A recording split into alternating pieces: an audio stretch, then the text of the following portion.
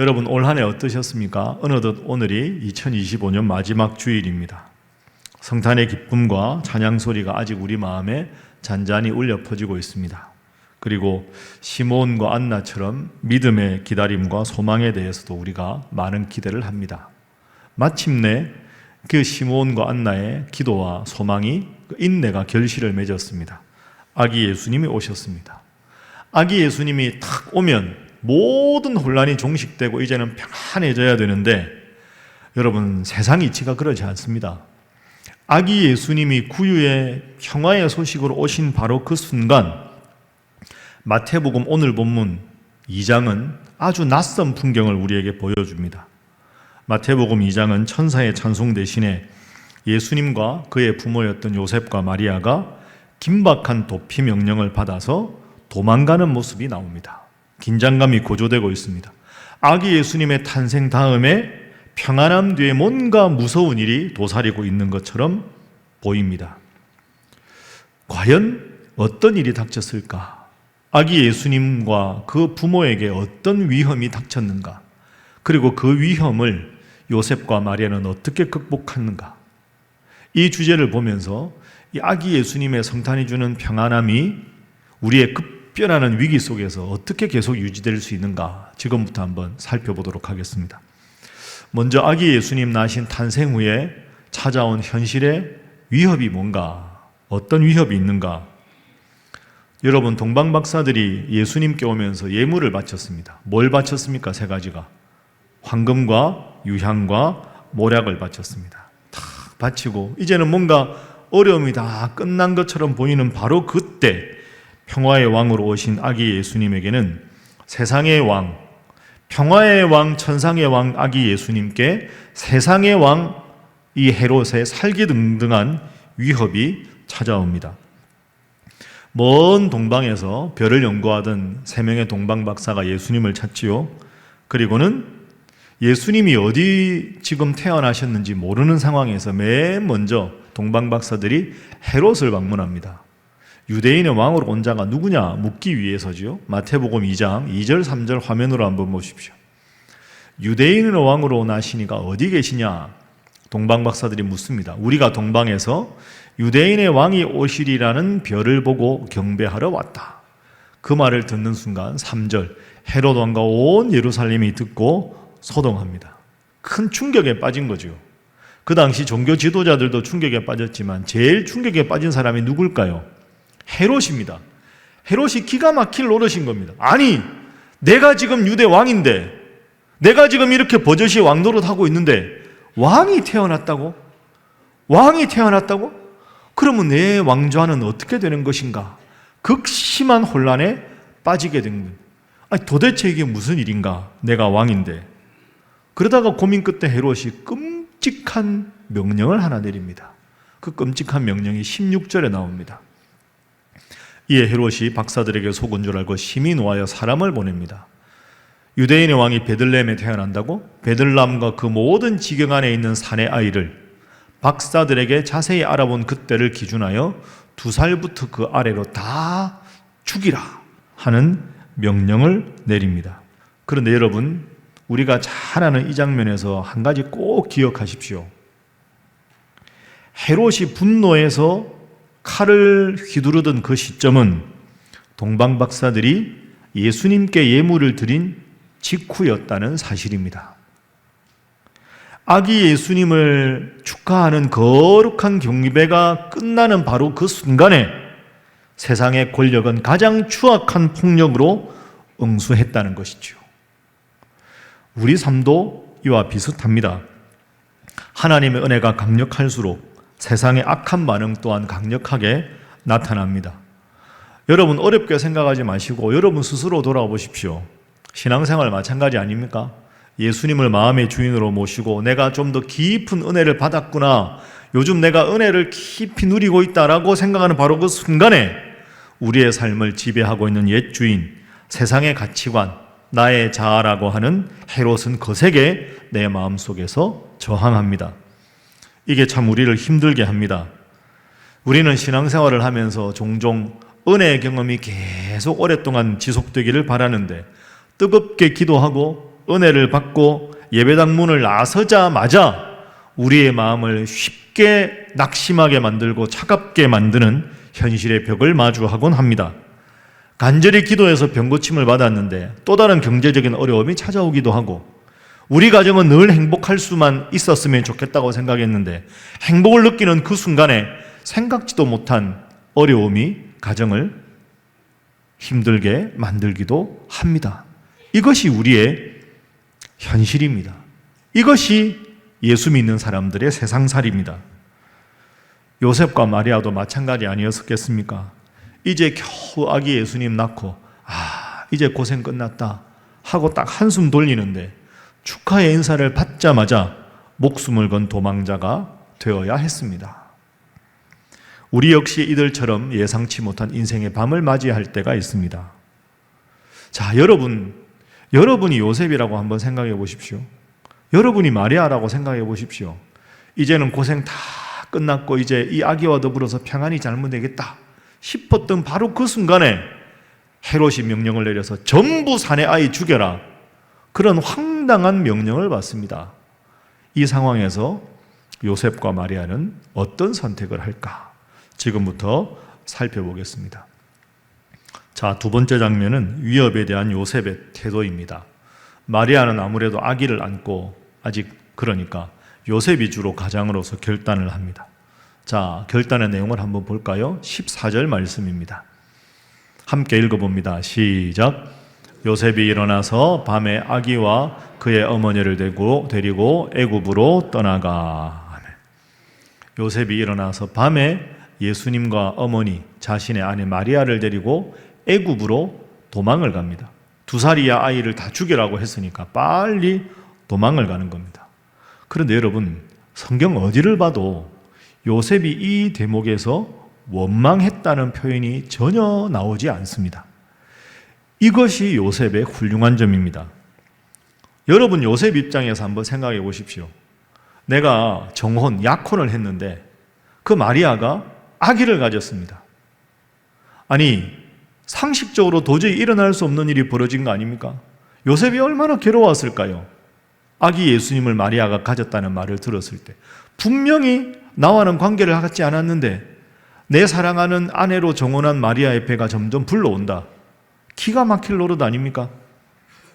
그런데도 그걸 감당하기 어려웠지만 그대로 받아들였습니다. 베들레헴까지 먼 길을 와서 거할 데가 없어서 구유에 아기를 낳는 고생까지 묵묵히 견뎠습니다. 이제는 다 안정되려니 싶었는데 이제는 목숨을 구하기 위해서 타국인 애굽으로 도망가라는 청천벽력 같은 소리를 듣습니다. 보통 사람 같으면 어떻게 할까요? 하나님, 해도 너무하지 않습니까? 제가 뭘 그렇게 잘못했습니까? 제가 마리아에게 구박한 적이 있습니까? 하나님 제가 명령을 거역한 적이 있습니까? 왜 이렇게 사서 고생하게 만드십니까? 하나님, 우리 이 아이가 전능하신 하나님의 아들이라면서요. 그러면 헤롯의 권력에서 피할 수 있는 길을 미리 마련해 주셔야 되는 것 아닙니까? 왜 나만 이렇게 힘들게 만드십니까? 분명히 요셉은 원망할 것이 많이 있었습니다. 단 한 번도, 단 한 줄도 요셉은 원망하지 않습니다. 원망이 언제 생깁니까, 여러분? 내 생각하고 하나님의 계획이 다르면 원망이 생깁니다. 내 계획대로 일이 되어야 되는데 또 다른 하나님의 계획 앞에서 당황하면 원망이 생기지요. 그런데 요셉이 참 훌륭한 사람입니다. 자신의 생각을 전부 다 내려놓고 고난 앞에서도 침묵하고 하나님 말씀에 순종의 길을 걸어가고 있습니다. 그렇습니다. 요셉은 기다림의 은혜를 행동하는 믿음으로 전환한 사람입니다. 14절을 한번 보십시오. 14절 말씀. 요셉이 일어나서 밤에 아기와 그의 어머니를 데리고 애굽으로 떠났다. 언제 떠났다고요? 밤에 떠났다. 저 밤이 뭐냐 하면요, 그 하나님께서 천사를 통해서 애굽으로 피신하라는 명령을 받은 바로 그날 밤을 말하는 겁니다. 저 밤에가 그래서 의미가 있는 겁니다. 다음 날 아침이 아닙니다. 하나님, 짐 좀 싸겠습니다. 하나님, 날씨가 추워서 뭔가 준비를 좀 해야 되겠습니다. 하나님, 애굽까지 먼 길인데 아무런 준비 없이 어떻게 가겠습니까? 며칠만 말미를 주십시오. 아무것도 없습니다. 하나님이 천사를 통해서 애굽으로 피신하라 하는 그 명령을 받은 바로 그날 밤에 지체하지 않고 즉각적으로 하나님 앞에 순종합니다. 원망도 다 내려놓고 자기의 형편, 자기의 상황 다 내려놓고 하나님이 명령하셨으니 즉각 순종하겠습니다. 여러분 생각해 보십시오. 이게 참 쉬운 일이 아닙니다. 마음도 힘들 것 같고요. 몸도 지쳤을 겁니다. 그런데도 요셉은 아무 말하지 않습니다. 즉각적으로 순종합니다. 참된 신앙은 감정의 자리에만 머물지 않습니다. 성탄의 기쁨이라는 감격 속에만 갇혀 있지 않습니다. 요셉은 그 은혜를 가지고 험난 피난길을 걷는 즉각적인 순종, 발바닥의 순종으로 나아갔습니다. 과연 예수님의 아버지가 될 만한 훌륭한 사람이지요. 우리도 마찬가지입니다. 예배를 통해서 은혜를 받았다면 그 은혜를 가지고 세상이라는 삶의 현장 속으로 지체 없이 걸어가야 합니다. 내 환경이 완벽해질 때를 기다리는 것이 아니라 밤과 같이 어둡고 막막한 상황일지라도 주님이 말씀하시면 즉시 말씀에 순종하고 움직이는 것이 바로 온전한 성숙한 믿음입니다. 그걸 지금 요셉은 보여주고 있습니다. 여러분 잘 아시는 아프리카 선교의 아버지라고 불리는 데이빗 리빙스턴 선교사님이 있습니다. 그분이 아프리카에서 열심히 선교하고 있는데 하루는 영국의 한 선교단체에서 편지를 받았습니다. 선교사님, 우리가 선교사님을 도울 수 있도록 젊은 선교사 후보생들을 몇 명을 보내려고 합니다. 선교사님 계신 곳까지 있는 좋은 길이 있으면 알려주십시오. 그러면 그 좋은 길로 그 후보생들을 보내겠습니다 하는 편지였습니다. 리빙스턴 선교사님이 그 편지를 받자마자 바로 답장을 씁니다. 답장의 내용이 이렇습니다. 이곳까지 오는 좋은 길은 없습니다. 좋은 길이 있어야만 오겠다고 하는 후보생이 있으면 단념시키십시오. 하나님이 원하시면 길이 없어도 길을 만드는 것이 선교사의 삶입니다. 짧지만 아주 의미 있는 거죠. 다 준비되고 내 계획대로 모든 것이 다 순조로웠을 때 이제는 하나님 명령에 순종하겠습니다. 그건 여러분 엄밀하게 말하면 순종이 아닌 겁니다. 하나님이 가라 하면 하나님의 뜻이라고 생각되면 즉각적으로 순종하는 것, 그것이 온전한 믿음이지요. 그 믿음의 예가 훌륭한 요셉의 모범입니다. 여러분 생각해 보십시오. 요셉은 좋은 길이 열려서 간 것이 아닙니다. 하나님이 가라고 하니 캄캄한 밤중이라도 스스로 즉각 길을 만들면서 나아간 것입니다. 애굽으로 가는 길은 대로가 아니었습니다. 불안하고 위험한 길이었습니다. 그러나 요셉은 길이 험해서 못 가겠습니다. 날이 밝고 안전해지면 가겠습니다. 미루지 않았습니다. 하나님의 명령이 떨어진 그 순간 요셉에게는 이미 그 명령 자체가 길이었던 것입니다. 그것이 우리가 요셉에게 배워야 할 점입니다. 우리 신앙생활도 마찬가지가 아니겠습니까? 하나님, 좋은 길을 주십시오. 좋은 길을 주십시오. 형편이 나아지면 헌신하겠습니다. 애들 다 키워놓고 순종하겠습니다. 이 문제도 해결해 주시고 저 문제도 해결해 주시고 다 제 뜻대로 해주시면 그 다음에 하나님 하시는 거 보고 순종하겠습니다. 여러분, 그것은 진짜 믿음이 아닙니다. 진짜 믿음은 요셉처럼 길이 없어도 명령을 따라 아멘 하고 즉각적으로 나서는 것입니다. 캄캄한 밤에 짐을 꾸리는 요셉의 뒷모습을 생각해 보십시오. 그는 지금 도망가는 것이 아니라 하나님의 약속을 성취하기 위해서 믿음의 길을 개척하고 있는 것입니다. 오늘 여러분의 삶 앞에 애굽으로 가라는 막막한 명령이 놓여 있습니까? 때로 길이 보이지 않아서 답답하십니까? 그때가 바로 요셉처럼 원망을 멈추고 즉각적인 행동으로 여러분의 믿음을 보일 때입니다. 말씀에 순종하는 믿음, 이것이 성탄 이후에 본문이 우리에게 원하는 하나님의 뜻입니다. 주저하지 마시고 타협하지 마시고 오직 하나님 말씀을 받았을 때 아멘하고 순종하는 요셉 같은 믿음의 사람, 우리 신일의 성도들 다 되시기를 주님 이름으로 축복합니다. 자, 그래서 하나님이 순종하는 요셉에게 어떻게 채워주셨는가? 지금부터 그것을 한번 보겠습니다. 하나님은 그저 가라! 하고는 아무 일도 하지 않는 그런 분이 아니라 미리 다 준비하고 계셨습니다. 자, 오늘 본문 말씀 15절 한번 보시죠. 헤롯이 죽기까지 거기 애굽에 있었으니 이는 주께서 선지자를 통하여 말씀하신 바 애굽으로부터 내 아들을 불렀다 함을 이루려 하심이라. 헤롯이 죽을 때까지 아기 예수님이 어디 사셨다고요? 애굽에 사셨습니다. 그리고 애굽에서 다시 이스라엘로 올라오셨습니다. 그러니까 여러분, 지금까지 말씀을 가만히 생각해 보면 요셉은 할 수 없이 애굽으로 간 것 같습니다. 2살 이하의 아이를 다 죽이니까 할 수 없이 간 것 같은데 그게 아니라는 겁니다. 할 수 없이 간 게 아니라 애굽으로 피난 가서 사는 것이 하나님의 뜻이었다 하는 것이 오늘 본문 15절의 중요한 교훈입니다. 내가 목숨 때문에 도피한 것 같은데 그게 사실은 하나님의 말씀을 성취하게 되는 역설이 여기에 숨어 있습니다. 그러면 하나님의 뜻대로 애굽에 갔다면 여러분, 현실적으로 이 요셉과 마리아와 예수님이 뭘 먹고 살았을까요? 크리스마스 지날 때마다 이거 궁금하지 않으셨습니까? 아니, 가난한 사람들이 갑자기 애굽으로 우리말로 하면 이민을 갔는데 아니, 뭘 하고 살았을까? 뭘 먹고 살았을까? 그 많은 생활비는 어떻게 충당했을까? 이런 생각이 자연스럽게 듭니다. 하나님이 그것도 이미 준비하고 계셨습니다.